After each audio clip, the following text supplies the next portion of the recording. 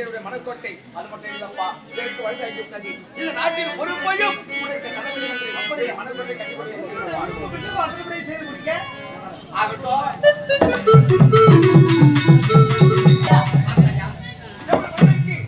இந்த நாட்டையும் பொறிக்கும் வரப்போகின்றேன். பெண்ணை பார்த்து திருமணம் செய்ய வேண்டும் என்று மனக்கோட்டை கட்டி கொண்டிருக்கிறேன். இருந்தாலும் என்னுடைய மகன் பிறந்த நேரம் எப்படி இருக்கிறது, எந்த திசையில் எந்த நாட்டில் மகனுக்கு பெண் கிடைக்கும் என்பதை பார்க்க வேண்டும் அல்லவா? நம் நாட்டில் இருக்கிற ஜோசியர் அவர் எழுத்துவா ஐயா ஜோசியரே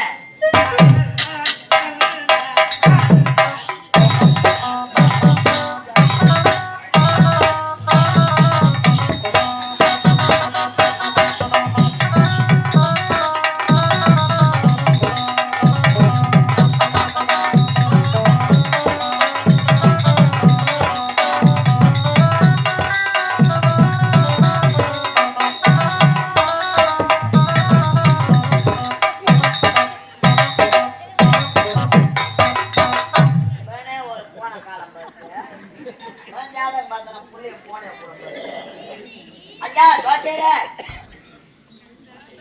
ஆடா பிஸ்டு இல்ல நான் பிளஸ் 2 எட்டிகோ நான் எதை மெர்சிட்டு வரேன் ஆத்தல நல்லா இருக்கறாங்களோ ஆத்துல வெல வந்து அச்சு முட்டாங்க ஏய் நான் சொல்றது உனக்கு தெரியலையா இல்லங்க புரியலையா யாரு வந்துட்டு தெரியுதா ஐயா தெரியுதுங்க பார்க்க போதே தெரியுது உங்களை பார்த்தாலுமே தெரியுது எந்த ஊர்ல ஐயர் லிங்கி கட்டின்னு வரான்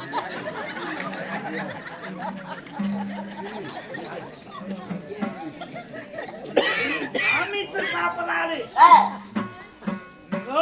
அது பிடிக்காது ஐயோ பீன்ஸ் கேரட் அவரைக்காய் அருமையா மாமி நல்லா தொக்கு போல வச்சு சாம்பார் வைப்பா அவ்வளவு அருமையா இருக்கும். அந்த கோயில் கொஞ்சம் வயிறு கேட்டு யாரு சார்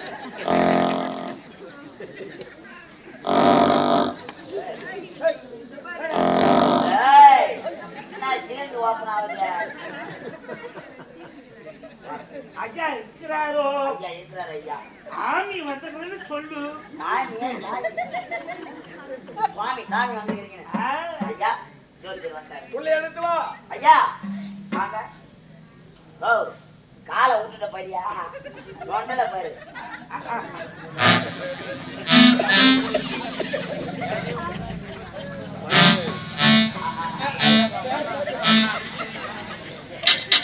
ஐயா வரும்போது எந்த காலம்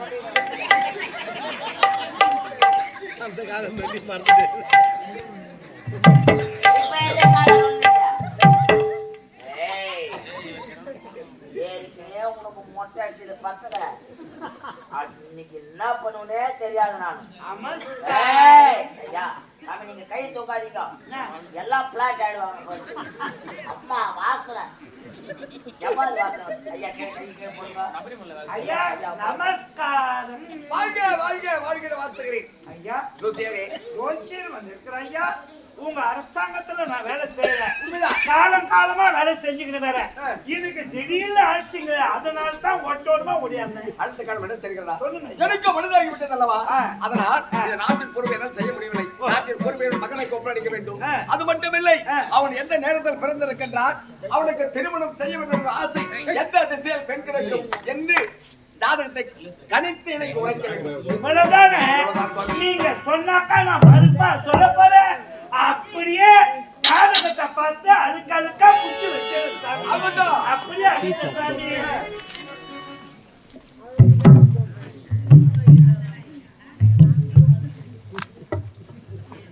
ஐயா சாமி நான் ஜாதகத்துல இருக்கிறத சொல்றேன். உன் மனசை நல்லா தரப்படுத்திக்கிங்க சுவாமி. ஜாதகத்தை கணித்து உரைக்க போகின்றாய். இந்த நேரத்தில் என்னுடைய மனதை ஐயா இன்னைக்கு என்ன கிழமை? இன்று வெள்ளிக்கிழமை. பொழுது வெடிங்க சனிக்கிழமை. 8:45 நாளைக்குள் உன்னுடைய மகன் சிவமணிக்கு மரணம்.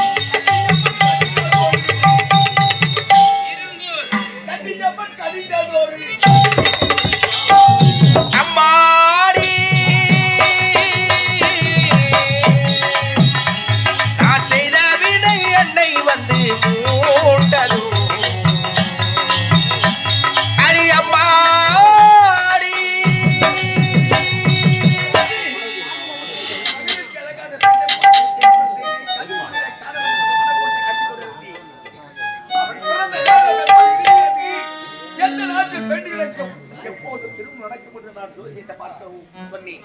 ஆனால் இப்போ வெள்ளிக்கிழமை வெடிந்த சனிக்கிழமை 8:30 மணிக்கு என்னுடைய மகனுக்கு மரணமா மகனுக்கு மரணம் என்பதே வரக்கூடாது. ஆயத்தை நீங்கள் ஐயா சாமி, இதுக்கு ஒரே ஒரு வழிதான் இருக்குது. சைலன்ஸ் நான் கொஞ்சம் அமைதியான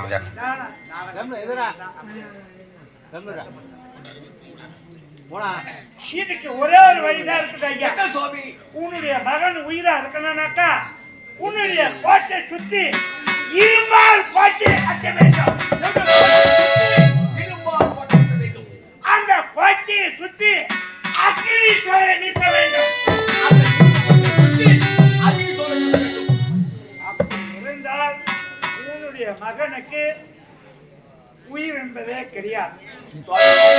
என்னுடைய கோட்டையை சுற்றி இரும்பால் கோட்டை கட்ட வேண்டும். அந்த இரும்பு கோட்டையை சுற்றி அக்னி சோலை வீச வேண்டும்.